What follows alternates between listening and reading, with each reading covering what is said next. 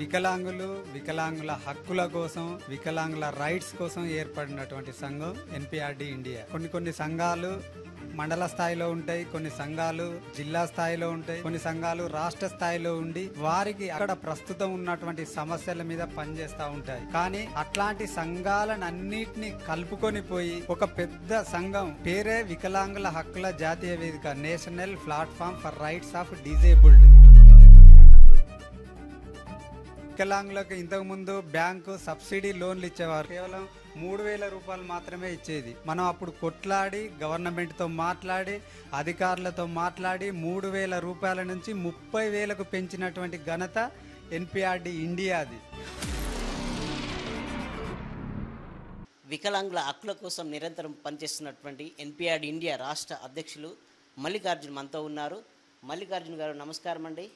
NPRD India అంటే వికలాంగుల హక్కుల జాతీయ వేదిక, national platform for rights of disabled, NPRD India 2010 సంవత్సరంలో ఏర్పడింది. వికలాంగుల హక్కుల కోసం, వికలాంగుల రైట్స్ కోసం ఏర్పడినటువంటి సంఘం ఎన్పిఆర్డి ఇండియా. గత 10 సంవత్సరాలుగా అనేక లక్ష్యాలకు వికలాంగులను ముందుండి వికలాంగుల సమాజం కోసం, వికలాంగులకు కావలసినటువంటి అవసరాల కోసం ఎప్పటికప్పుడు కొన్ని నిర్ణయాలు తీసుకుంటూ ఈ సంఘం ముందుకెళ్తుంది. ఉదాహరణకు చెప్పాలంటే కొన్ని సంఘాలు మండల స్థాయిలో ఉంటాయి, కొన్ని జిల్లా స్థాయిలో ఉంటాయి, కొన్ని సంఘాలు రాష్ట్ర స్థాయిలో వారికి అక్కడ ప్రస్తుతం ఉన్నటువంటి సమస్యల మీద పనిచేస్తూ ఉంటాయి. కానీ అట్లాంటి సంఘాలన్నిటిని కలుపుకొని పోయి ఒక పేరే వికలాంగుల హక్కుల జాతీయ వేదిక, national platform for rights of disabled. ఈ సంఘాలన్నిటిని ఒక ప్లాట్ఫామ్ మీదకి తీసుకొచ్చి వాళ్ళందరినీ కలిసి కట్టుగా చేసి వాళ్ళ హక్కుల కోసం, హక్కులను సాధించే దిశగా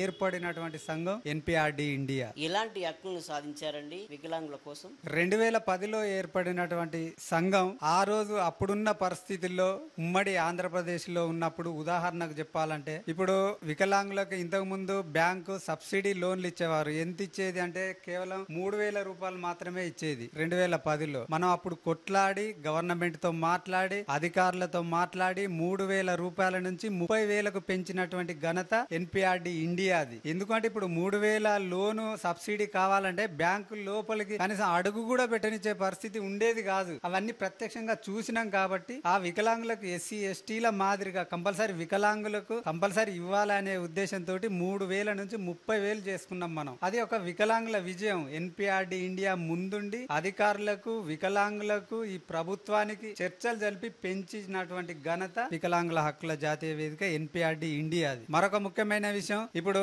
2013లో ఉమ్మడి ఆంధ్రప్రదేశ్ ఉన్నప్పుడు ఆంధ్రప్రదేశ్ లోని 23 జిల్లాల నుంచి 20 జిల్లా అధ్యక్షులను 23 మందితో మా ఫౌండర్ తుడుం రాజేందర్ గారి ఆధ్వర్యంలో 23 మంది 3 రోజుల పాటు తిండి తికానా లేకుండా 3 రోజులు ఆమరణ నిరాహార దీక్షలు చేపట్టాం. దాని వల్ల పెన్షన్ అనేది అప్పుడున్న పరిస్థితిలో 500 నుంచి 1,500 పెరిగింది. తెలంగాణ ఉద్యమాన్ని, సమైక్యాంధ్ర రాష్ట్ర ఉద్యమాన్ని, ఎంప్లాయీస్, జేఏసీలు అనేక ఉద్యమాలలో కూడా వికలాంగులది కూడా మేము ఒక పెద్ద పోరాటం చేసి ఆమరణ నిరాహార దీక్షలు చేపట్టి మనం 500 పెన్షన్ నుంచి 1,500 సాధించుకున్నాం. మన సంఘం ద్వారా సాధించుకున్నాం. ఇది రాష్ట్రంలో ఉన్నటువంటి ప్రతి వికలాంగుడికి తెలుసు. మరొక ముఖ్యమైన విషయం ఏంటంటే, వికలాంగులకు హక్కుల చట్టం ఉంది 1995 వికలాంగుల హక్కుల చట్టం అనేది ఒక కూరలు లేని పాము లాగా ఉంది. వికలాంగులకు ఏదన్నా అన్యాయం జరిగినా, అవమానం జరిగినా, ఇంకేమన్నా జరిగినా కూడా వాళ్ళను అధికారులను గాని ఇతరులను గాని వీళ్ళ మీద దాడులు చేసినటువంటి వారి మీద గాని ఎలాంటి శిక్షలు తీసుకోకపోయినా వారి మీద కూడా ఎలాంటి చర్యలు చేపట్టాలనేది లేదు చట్టంలో. కాబట్టి ఆ చట్టాన్ని క్లుప్తంగా చదివి చట్టం బాగలేదు, ఈ చట్టాన్ని మార్చాలని గ్రామ స్థాయి నుంచి ఢిల్లీ స్థాయి వరకు అనేక రకాలుగా ఉద్యమాలు చేసి 2016లో ఆర్పిడబ్ల్యూడి యాక్ట్, వికలాంగుల హక్కుల చట్టం 2016ను సాధించుకున్నాం. మరొక ముఖ్యమైన విషయం చెప్పాలంటే, ఈ దేశంలోనే ఏ సంఘం లేదు వికలాంగుల హక్కుల చట్టం బిల్లు పాస్ అయిన రోజు పార్లమెంట్ లో దేశంలోనే ఏ సంఘం లేదు. ఎన్పిఆర్డి ఇండియా వికలాంగుల హక్కుల జాతీయ వేదిక నుంచి 10 మంది టీము 10 రోజుల ముందు పోయి ప్రతి ఎంపీని కలిసి రిక్వెస్ట్ చేసి, అప్పుడు ఇంకా చాలా సమస్యలున్నాయి ఈ దేశంలో. నోట్ల రద్దు అంశం చాలా తీవ్రంగా ఉంది. ఒక రోజు కూడా సభను జరిగిచ్చే పరిస్థితి లేకుండే. అయినా కూడా అన్ని పార్టీల ఎంపీలను కలిసి రిక్వెస్ట్ చేసి ఒక పూట మాకు అవకాశం ఇవ్వండి, గత 10-15 సంవత్సరాల నుంచి మేము వెయిట్ చేస్తున్నాము ఈ చట్టం కోసం, ఈ చట్టం వస్తే దేశంలో ఉన్నటువంటి వికలాంగులకు న్యాయం జరుగుతుంది అని చాలా రిక్వెస్ట్ చేసి ఆంధ్ర భవన్ ముందు, తెలంగాణ భవన్ ముందు ప్రెస్ మీట్ పెట్టి అపీల్ చేయడం జరిగింది. ఆ సందర్భంలో ఒక పూట అవకాశం ఇచ్చారు. ఆ ఒక్క పూటలోనే వికలాంగుల బిల్లు పాస్ చేశారు. బిల్లు పాస్ చేసిన రోజు పాస్ అయిన ఎంబడే గంట లోపునే స్వీట్లు కూడా పంచుకొని తిన్నటువంటి పరిస్థితి ఎన్పిఆర్డి ఇండియా వికలాంగుల హక్కుల జాతీయ వేదిక సంఘానికి ఉంది. మల్లికార్జున గారు, అయితే ఉమ్మడి రాష్ట్రంలో ఉన్నప్పుడు వికలాంగులకు మంచి జరిగిందంటారా, తెలంగాణ వచ్చిన తర్వాత మంచి జరిగిందంటారా? తెలంగాణ రాష్ట్రం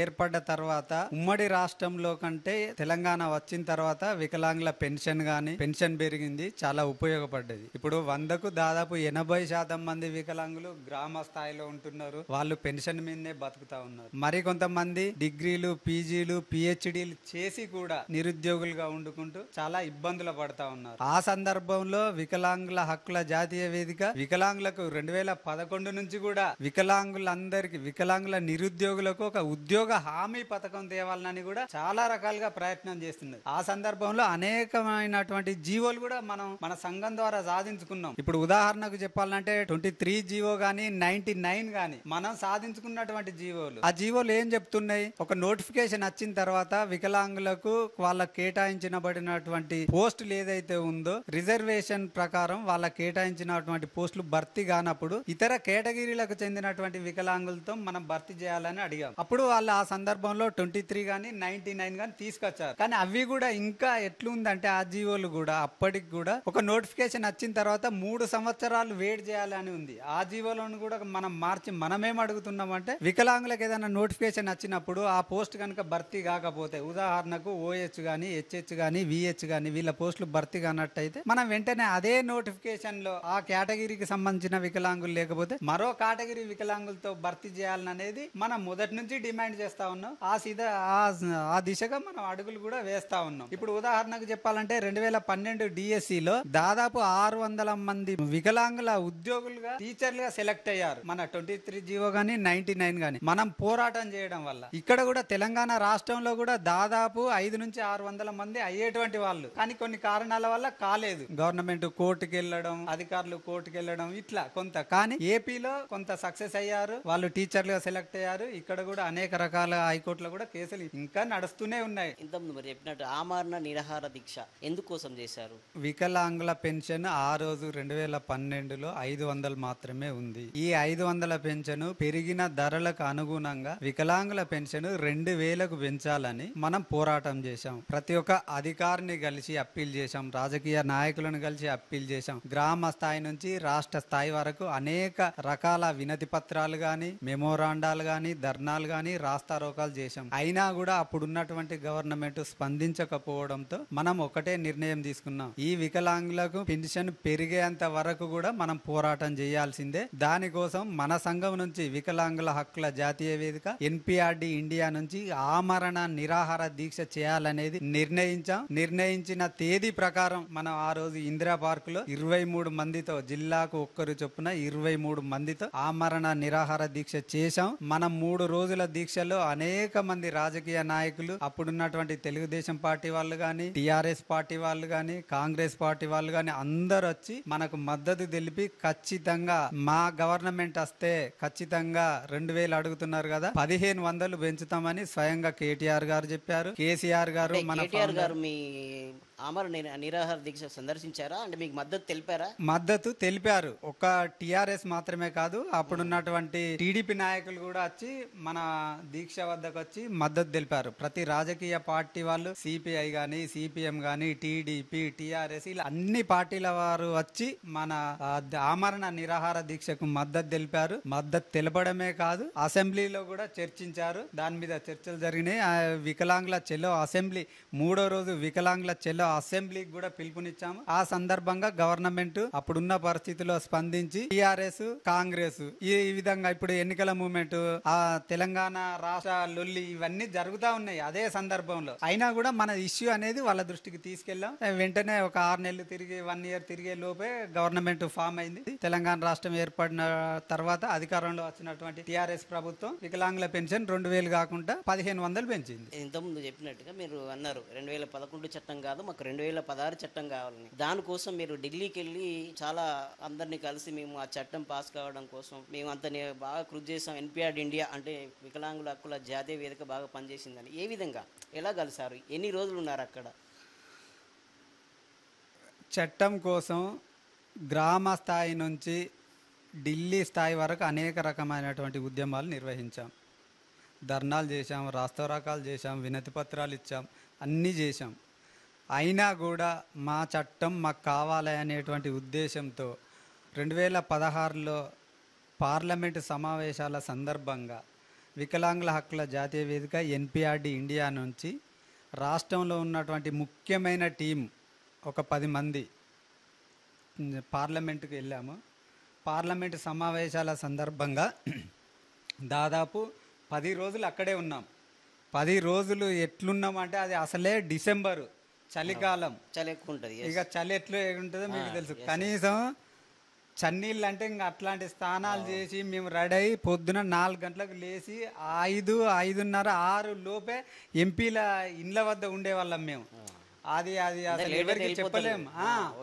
ఎందుకంటే 7, 8 దాటిందంటే ఎవరు ఉండరు, కలవరు, మనం పోయిన శ్రమ కూడా వేస్టే కదా అని ఉద్దేశంతో టిఫిన్లు ఛాయాలు అన్నీ వదిలిపెట్టి ప్రతి ఒక్క ఎంపీని కలిసి రిక్వెస్ట్ చేసి మా సమస్యల మీద చర్చించండి, ఇప్పుడున్న పరిస్థితులు అసలే సమావేశాలు జరుగుతలేవు, అయినా కూడా మాకు ఒక్క అవకాశం ఇవ్వండి అని ఈవెన్ కాంగ్రెస్ ఎంపీలను కూడా కలిసి మనం చాలా రిక్వెస్ట్ చేసాం.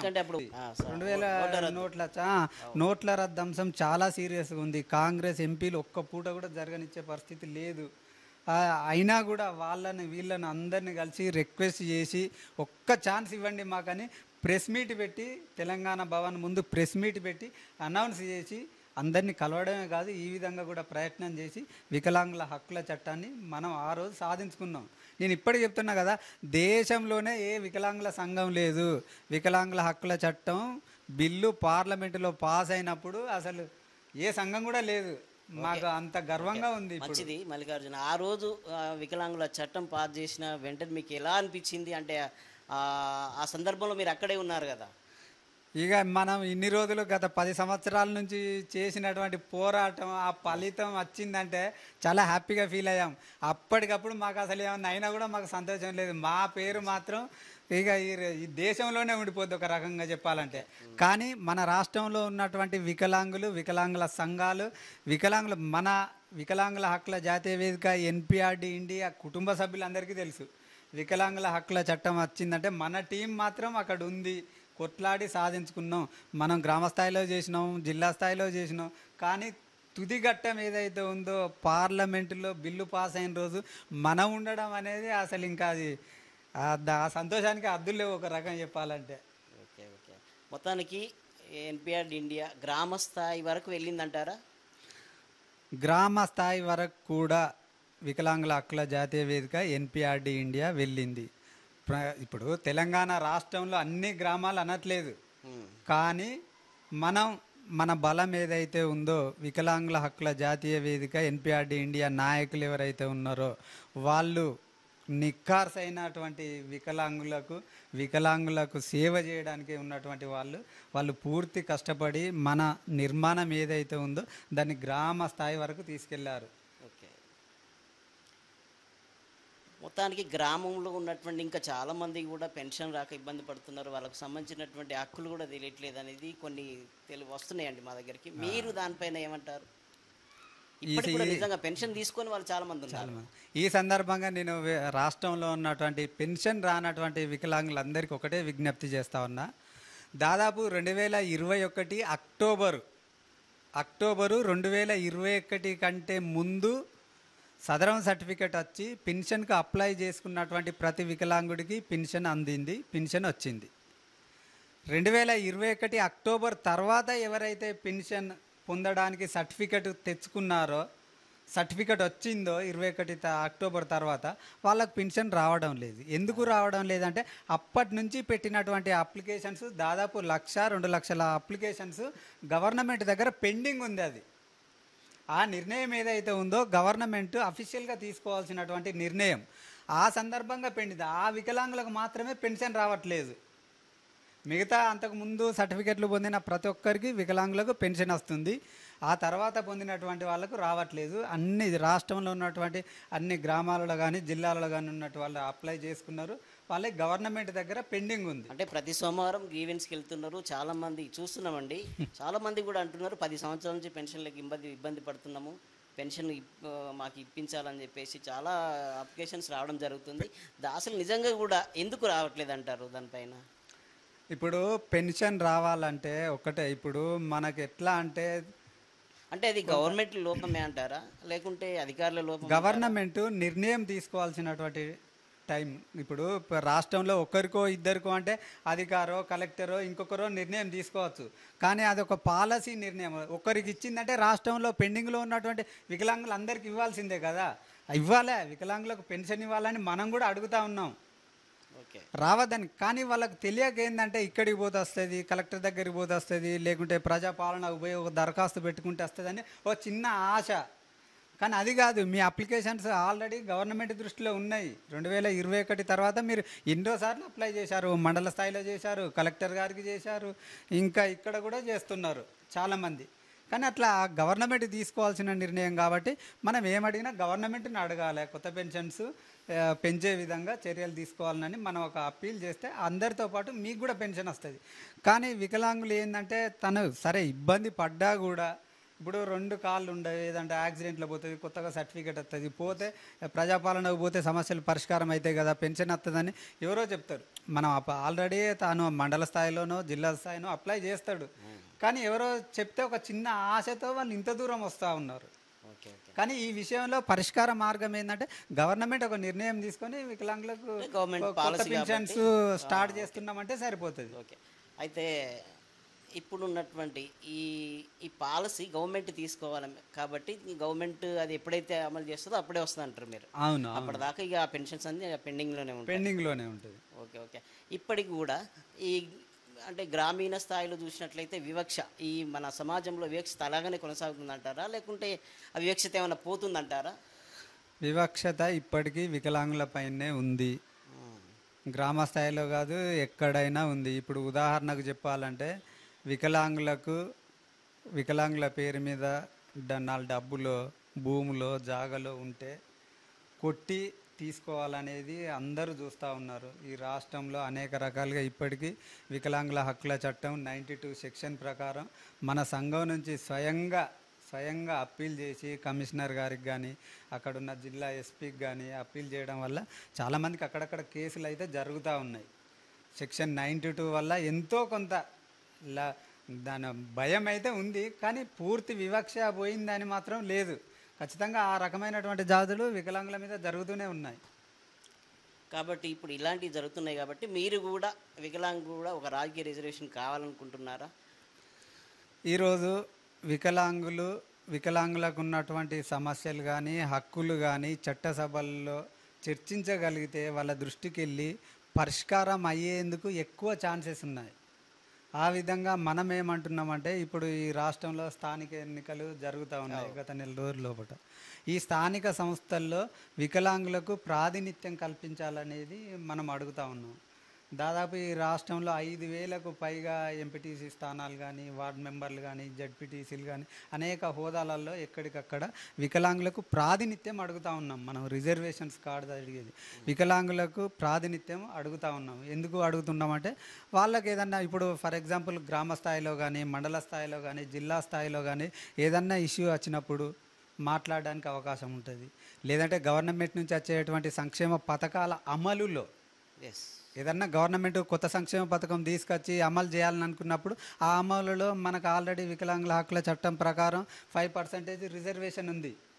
దాన్ని పొందాలంటే మన గురించి మాట్లాడి అక్కడ ఉన్నటువంటి అధికారులకు కానీ ఆ మీటింగ్లో కానీ చెప్పగలిగితే మనకి ఇంకా ఈ వికలాంగులకు పర్ఫెక్ట్గా 5% ఇంప్లిమెంటేషన్ అనేది జరుగుతుంది. కాబట్టి మన వాయిస్ వినిపించడం కోసం ఖచ్చితంగా స్థానిక సంస్థల ఎన్నికల్లో వికలాంగులకు ప్రాతినిధ్యం కల్పించాలని గత 2 నెలలుగా మేము చాలా సీరియస్గా ప్రయత్నం చేస్తూ ఉన్నాం. మీ అంటే మల్లికార్జున అడగొద్దు, క్వశ్చన్ అడుగుతున్నా.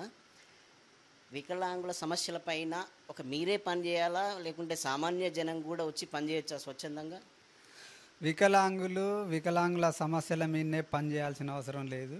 ఈ రాష్ట్రంలో ఉన్నటువంటి ప్రతి పౌరుడి బాధ్యత వికలాంగులకు. ఇప్పుడు అత్యంత వెనుకబడినటువంటి తరగతి వికలాంగులు. ఈ వికలాంగులకు ఎంత చేసినా తక్కువే. వికలాంగులే చేయాలని ఎక్కడ లేదు. వికలాంగులకు ఇంకా సకలాంగులు వచ్చి చేస్తే చాలా బాగుంటుంది. ఎందుకంటే ఇప్పుడు వికలాంగులను అందరిట్లో మింగిలి చేయాలి. ఒక రకంగా చెప్పాలంటే ఇట్లా అన్ని కలుపుకొని పోయేటట్టు ఉండాలి. ఈ వికలాంగులను ఇప్పటికి కూడా కొన్ని సందర్భాల్లో కానీ కొన్ని వేరుపడ్డటువంటి వాళ్ళలాగానే చూస్తారు. ఈవెన్ ఎవరైనా కూడా వికలాంగులు అనగానే ఒక రకమైనటువంటి చిన్న చూపు. అది పోవాలంటే అందరిని కలిసికట్టుగా తీసుకెళ్ళి అందరిలో ఉండి అందరూ పని చేస్తేనే అది ఎంతో కొంత ఇంకా బెటర్ అయ్యేటువంటి అవకాశం ఉంటుంది. దీనిలో అందరినీ ఇమిలిచ్చి అందరినీ కలుపుకొని పోయే విధంగా మా సంఘం కూడా కృషి చేస్తూ ఉంది. ఓకే. అంటే ఇప్పుడు మీరు కోరుకున్నట్టుగా అంటే ఉద్యోగ అవకాశాలు కావచ్చు, అది మన ఈ ఉపాధి అవకాశాలలో ప్రభుత్వం ఇంకా మీకు చేయాల్సినటువంటి ఆ రిజర్వేషన్ అనేది అమలవుతుందంటారా? వికలాంగుల హక్కుల చట్టం ప్రకారం ఉద్యోగాలలో 4%, సంక్షేమ పథకాలలో 5% అనేది చట్టం చెప్తుంది. ఆ చట్ట ప్రకారం మాకు ఖచ్చితంగా ఇంప్లిమెంటేషన్ అనేది కావాలా. ఇప్పుడు ఈ తెలంగాణ రాష్ట్రంలో ఉన్నటువంటి కాంగ్రెస్ ప్రభుత్వం అధికారంలో ఉంది. అధికారంలోకి వచ్చిన తర్వాత వికలాంగులకు కొన్ని మంచి పనులు అయితే చేసిందని చెప్పవచ్చు. ఉదాహరణకు చెప్పాలంటే ఇప్పుడు వికలాంగుల హక్కుల చట్టం ఉంది. చట్టం ఏం చెప్తుందంటే 40% బెంచ్ మార్క్ డిజేబిలిటీ పైన ఉన్నటువంటి వాళ్ళందరినీ వికలాంగులుగా చట్టం గుర్తించింది, పార్లమెంటు ఆమోదించింది. 40 నుంచి 100% ఉన్న వాళ్ళంతా వికలాంగులని చెప్తుంది. కానీ వికలాంగులకు సంక్షేమ పథకాలలో ఈ కేంద్ర ప్రభుత్వమే వికలాంగులను మోసం చేస్తుంది. ఎలా మోసం చేస్తుందంటే వికలాంగులకు ఒక వీల్ చైర్ కావాలన్నా, బ్యాటరీ సైకిల్ కావాలన్నా వాళ్ళ కండిషన్స్ ఏం పెట్టారు? 80 నుంచి 100% ఉన్నటువంటి వాళ్ళకు మాత్రమే ఇస్తామని పెట్టారు. కేంద్ర ప్రభుత్వం ఒకవేళ వీల్ చైరో బ్యాటరీ సైకిల్ అందించాలనుకుంటే 80 నుంచి 100% ఉన్నటువంటి వాళ్ళకు మాత్రమే ఇస్తున్నారు. అది తప్పు అని మేము అంటున్నాం. రెక్టిఫై చేస్తున్నారు. కానీ తెలంగాణ రాష్ట్ర ప్రభుత్వం మొన్నటికి మొన్న కూడా 89 జీవో తీసుకొచ్చి 40% నుంచి 100% ఉన్నోళ్ళు ప్రతి సంక్షేమ పథకానికి ఎలిజిబుల్, వాళ్ళకు అవకాశాలు ఉంటాయని ఇప్పుడు ఈ రాష్ట్ర ప్రభుత్వం ఇచ్చేటువంటి ఎయిడ్స్ అండ్ అప్లయన్సెస్లో కానీ, లోన్స్ విషయంలో కానీ ప్రతి సంక్షేమంలో కూడా అది 40% అనేది ఇంప్లిమెంట్ చేస్తూ ఉన్నారు మొన్నటి నుంచే. కాబట్టి ఈ రాష్ట్ర ప్రభుత్వం ఇప్పుడు కేంద్ర ప్రభుత్వంతో పోల్చుకుంటే ఈ రాష్ట్ర ప్రభుత్వం మంచి చేస్తుంది అనేది చెప్పగలుగుతాం మనం. ఈ పెన్షన్లో రాష్ట్ర ప్రభుత్వం వాటా ఎంత, కేంద్ర ప్రభుత్వం ఇచ్చేటువంటి వాటా ఎంత? అది కరెక్ట్గానే జరుగుతుందంటారా? 2009లో ఇందిరాగాంధీ పెన్షన్ స్కీమ్ అని తీసుకొచ్చి కేంద్ర ప్రభుత్వము 300, రాష్ట్ర ప్రభుత్వం 200 కలిపి అప్పుడున్నటువంటి రాష్ట్ర ప్రభుత్వం 500 రూపాయలు వికలాంగులకు పెన్షన్ ఇచ్చేది.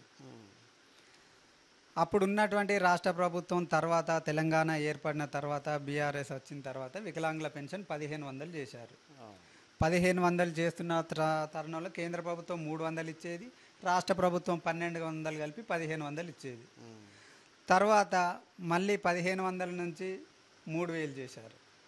3000 చేసినప్పుడు కూడా కేంద్ర ప్రభుత్వం 300 ఇచ్చింది. 3000 నుంచి 4000 చేశారు. 4000 ఇస్తున్న సందర్భంలో కూడా కేంద్ర ప్రభుత్వం ఇప్పటికీ 300 ఇస్తుంది. మేము ఏమంటున్నామంటే వికలాంగుల చట్టం తెచ్చింది మీరు, వికలాంగుల సాధికారత చూసుకోవాల్సింది మీ పైన కూడా ఉంటుంది. కాబట్టి మీరు కూడా 300 నుంచి 3000 పెన్షన్ పెంచాలనేది మనం 2022లోనే ఢిల్లీ జంతర్ మంతర్ వద్ద పెద్ద మీటింగ్ పెట్టి, కాన్స్టిట్యూషన్ క్లబ్ ఆఫ్ ఇండియాలో మీటింగ్ పెట్టి ఆ తెల్లారి జంతర్ మంతర్ వద్ద పెద్ద ధర్నా పెట్టడం జరిగింది. కానీ ఇప్పటి వరకు కూడా కేంద్ర ప్రభుత్వం ఏం స్పందించలేదు. మనం ఒకటే డిమాండ్ చేస్తున్నాం, పెన్షన్ విషయంలో కేంద్ర ప్రభుత్వం ఇచ్చేటువంటి ముష్టి 300ను మనం 300 కాకుండా 3000 చేసేటువంటి దిశగా అధికారులు కానీ, రాజకీయ నాయకులు కానీ, వికలాంగులు కానీ, వికలాంగుల సంఘాలు కానీ కొంచెం ఫైట్ చేసి అది సాధించుకునేటువంటి దిశగా పోరాటం చేయాల్సినటువంటి అవసరం అయితే ఉంది, చాలా ఉంది. పెన్షన్ అయితే కొంచెం ఉపశమనం అందుతుందంటారు మీరు ఈ పెన్షన్ ద్వారా. ఇప్పుడు రాష్ట్ర ప్రభుత్వం ఇచ్చేటువంటి ఆ పెన్షన్. అవును, ఇప్పుడు కేంద్ర ప్రభుత్వంతో పోల్చుకుంటే చాలా బెటర్ కదా. ఇప్పుడు మనం ఏం అడుగుతా ఉన్నాం, ఇంకా 300 కూడా అది అందరికి ఇవ్వట్లేదండి. ఈ రాష్ట్రంలో దాదాపు 10 లక్షల మంది వికలాంగులు పెన్షన్ పొందుతూ ఉంటే 10 లక్షల మందికి 300 కూడా రావట్లే. వాళ్ళు కొన్ని కండిషన్స్ పెట్టారు. ఇప్పుడే చెప్పాను కదా, 80% నుంచి 100% ఉన్నటువంటి వాళ్ళకు మాత్రమే ఇస్తున్నారు. ఇప్పుడు battery wheel chair, battery cycle ఇయ్యని వాళ్ళు పెన్షన్ ఎట్లు ఇస్తారు? అందులో ఇంకొక లోపం కూడా వాళ్ళు కండిషన్స్ పెట్టుకున్నారు. కండిషన్స్ పెట్టుకున్నారు.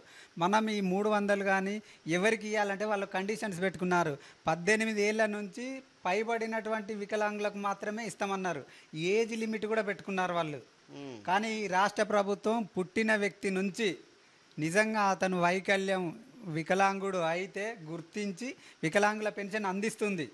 సదరం సర్టిఫికేట్ ఇస్తుంది. పెన్షన్ ఇంతకుముందు చెప్పినట్టు 2021కి ముందు ప్రతి వికలాంగుడికి పెన్షన్ అందే ప్రయత్నాలు చేశారు. కానీ కొన్ని పెండింగ్ ఉన్నాయి. కానీ కేంద్ర ప్రభుత్వం 18 సంవత్సరాల దాకా వెయిట్ చేయాల్సిందే. అతనికి ఆ 300 రావాలన్నా కూడా వెయిట్ చేయాల్సిందే. ఆ 300 కూడా ఇప్పుడు రాష్ట్ర ప్రభుత్వం కలిపి అనుకున్న పెన్షన్ అనేది ఇస్తూ ఉంది. అప్పుడున్న బీఆర్ఎస్ కానీ ఇప్పుడున్న కాంగ్రెస్ కానీ అలాగే ఇస్తుంది. ఇప్పుడు మందకృష్ణ ఒక మాట అన్నారు, ఇప్పుడు కాంగ్రెస్ మేనిఫెస్టోలో ఇచ్చినటువంటి ప్రకారంగా పెన్షన్ పెంచాలా వెంటనే అని చెప్పేసి అంటున్నారు. దానిపైన మందకృష్ణ అన్నది వాస్తవమే అనుకోండి. కానీ ఇప్పుడున్న పరిస్థితుల్లో ఇప్పుడు స్వయంగా ఈ రాష్ట్రానికి ప్రథమ పౌరుడు ముఖ్యమంత్రి గారే చెప్తా ఉన్నారు, రాష్ట్రం ఆర్థికంగా ఇబ్బందుల్లో ఉంది, ఈ సంక్షేమ పథకాల అమలు కోసం నాకు ఇంకా కొంచెం టైం ఇవ్వాలి, ఇప్పటికిప్పుడు చేయాలంటే నన్ను కోసినా కూడా పైసలు లేవనేది చెప్తా ఉన్నారు. కొంచెం టైం అడుగుతూ ఉన్నారు. మనం కూడా ఈ సందర్భంలో ఇప్పుడున్న పరిస్థితుల్లో వికలాంగుల సమాజం కోసం ఇంతకుముందు వికలాంగులు పెళ్లి చేసుకుంటే ఇన్సెంటివ్ వచ్చేది కాదు. ఆ సందర్భంలో అధికారులు, చైర్మన్ గారు, అనేక రకాల వికలాంగుల సంఘాలు కృషి చేసి అది సాధించుకున్నాం. గవర్నమెంట్ జీవో ఇచ్చింది, వికలాంగులు పెళ్లి చేసుకున్నా కూడా ఇన్సెంటివ్ వస్తుంది. ఇంతకుముందు వికలాంగులకు ఎయిడ్స్ అండ్ అప్లయన్సెస్ కావాలంటే 75% అని కొంత ఏజ్ క్రైటీరియా, డిజేబిలిటీ క్రైటీరియా పెట్టారు. ఇప్పుడు అది కూడా తీసేసి మొత్తం 40% ఎబో ఉన్న వాళ్ళందరికీ ఈ గవర్నమెంట్ తీసుకొచ్చింది, జీవో తీసుకొచ్చి ఇంప్లిమెంటేషన్ చేస్తూ ఉన్నారు. ఈ సందర్భంలో కొన్ని చిన్న మంచి పనులు చేస్తూ ఉంది గవర్నమెంట్. ఈ సందర్భంలో ఇటు మంచి పనులు చేస్తూ ఉంది, అటు డబ్బులు లేవంటున్నాడు. ఇప్పుడు ఈ రెండింటి మధ్య వికలాంగులను అనేక రకాలుగా అంటే ఇబ్బంది పెట్టడం, కొంచెం టైం తీసుకొని అవకాశాన్ని బట్టి ఎప్పుడు మనం ఏం చేయాలంటే మనం చేసే ప్రయత్నం మనం చేసి అధికారుల దగ్గరికి, రాజకీయ నాయకుల దగ్గరికి, అందరి దగ్గరికి తీసుకెళ్ళి ఒక ప్రయత్నం చేయడం అనేది మంచిది, టైం తీసుకొని. కానీ ఈ సందర్భం ఏదైతే ఉందో, ఇప్పుడున్న సందర్భం ఏదైతే ఉందో అది కొంచెం ఇంకా ఎక్స్టెన్షన్ చేసి తీసుకుంటే బాగుండేది. దానికంటే ముందు కూడా ఇంకొకటి చేయాలి. మనమంతా 2009 నుంచి కేంద్ర ప్రభుత్వం 300 రూపాయలే ఇస్తుంది. మరి 300ను 3000 పెంచే దిశగా కూడా ఇప్పుడు మందకృష్ణ అన్న ఒక్క మాట చెప్తే అవుతుంది. ఒక్క మాట. ఇప్పుడు మందకృష్ణ అన్నకు అందరు మిత్రులే. ఇప్పుడు కిషన్ రెడ్డి గారు కానీ ఇంకొకరు కానీ వాళ్ళ దృష్టికి తీసుకెళ్ళి, అన్నా వికలాంగులకి 3000 ఇస్తున్నాం, ఎందుకన్నా 3000 పెంచండి, మన రాష్ట్రంలో ఇంకా మేము 6000 వచ్చేందుకు ఇంకా ప్రయత్నం చేస్తామంటే అక్కడ 3000 ఇక్కడ 6000 9000 దాదాపు 10,000 పెన్షన్ ఇప్పుడు అన్న పేరే వస్తుంది కదా. ఇప్పుడు కేంద్ర ప్రభుత్వంలో పెంచితే కేంద్ర ప్రభుత్వాన్ని అడిగితే ఇంకా అన్న పేరే ఉంటుంది కదా. అన్న చెప్తే ఇప్పుడు కాంది ఏముంది, ఒక్క మాట వాళ్ళ దృష్టికి తీసుకెళ్ళి చాలా సీరియస్గా ఫస్ట్ ఆ ప్రయత్నం చేసి ఇంకా ఈ ప్రయత్నం చేస్తే ఈ రాష్ట్రంలో ఉన్నటువంటి వికలాంగులందరూ కలిసి వచ్చేవాళ్ళు. ఈ రాష్ట్రంలో ఇప్పుడున్న పరిస్థితిలో పెన్షన్ విషయంలో సరే ఆసరా పెన్షన్దారులు అందరూ వస్తున్నారు, బీడీ కార్మికులు వస్తున్నారు, ఒంటరి మహిళలు వస్తున్నారు, వితంతువులు వస్తున్నారు, వృద్ధాప్యులు వస్తున్నారు, ప్రతి ఒక్కరు వస్తున్నారు. కానీ వికలాంగులకు కనుక మీరు ఇచ్చే 300 ఏదైతే ఉందో 3000 పెంచే దిశగా మీరు ప్రయత్నం చేస్తే మాత్రం ఇంకా వికలాంగుల సంఘాలుగా కూడా అందరికీ తోడై ఉండేది. ఆ దిశగా కూడా కొంచెం మందకృష్ణ అంటే సీరియస్ గా ప్రయత్నం అదే చేస్తే సెంట్రల్ గవర్నమెంట్ నుంచి ఒక 300 వస్తుంది అనేది మీ క్వశ్చన్. అవును 300 వేస్తుంది 3000 అన్న చెప్పితే అవుతుంది ఇంకా అది 3000 పెంచిల్లు అనుకోండి, మీ 6000 ఇస్తాడా ఇక్కడ వెంటనే? ఖచ్చితంగా ఇచ్చేటువంటి ఆయన దిశగా అన్నాడు కదా, జనరల్గా మీ ముఖ్యమంత్రి ఏమంటున్నాడు, నన్ను కోసినా రావు ఇప్పుడు అని అంటున్నాడు. మరి వాళ్ళు ఇప్పుడే పెంచుతారు అనుకో, ఇస్తాడా మరి? ఇప్పుడు ఆ దిశగా మనం ప్రభుత్వం మీద ఇంకా అందరం కలిసిపోదాం కదా. ఓకే, వికలాంగులు అందరూ ఇంకా ఇప్పుడు వికలాంగులు అందరూ ఒకటే అయ్యి అడిగితే ఇంకా దానికి బలం అనేది ఉంటుంది కదా.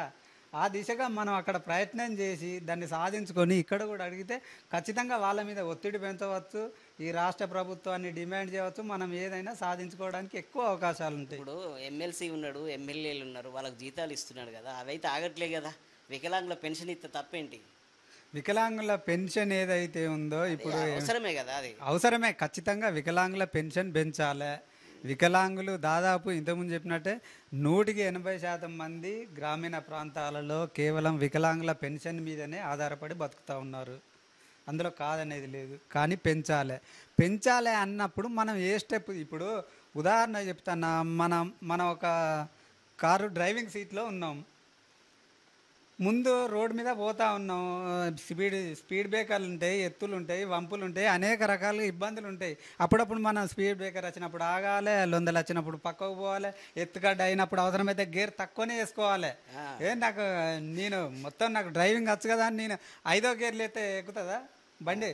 అట్లాంటి సందర్భంలో ఈ రాష్ట్రంలో ఉన్నటువంటి పరిస్థితులను అర్థం చేసుకొని మనం వికలాంగులకు నిజంగా చేయాలి అనుకుంటే అప్పుడున్న పరిస్థితులను అర్థం చేసుకొని బేరేజ్ తీసుకొని ఆ టైం ఏదవుతుందో ఆ టైంలో చేయడం మంచిది. ఓకే, మందకృష్ణకు మీరు మద్దతు ఇస్తున్నారా మరి?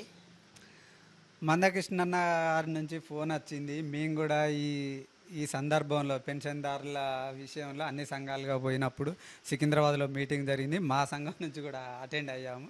మేము ఒకటే చెప్పాము, ఇప్పుడున్న పరిస్థితుల్లో అన్నీ మాట్లాడుతున్న సందర్భంలో చెప్పాము, ఇప్పుడున్న పరిస్థితుల్లో పెన్షన్ పెంచేటువంటి పరిస్థితి లేదన్నా మీరు కూడా చూస్తూ ఉన్నారు, మీకు తెలియంది కాదు.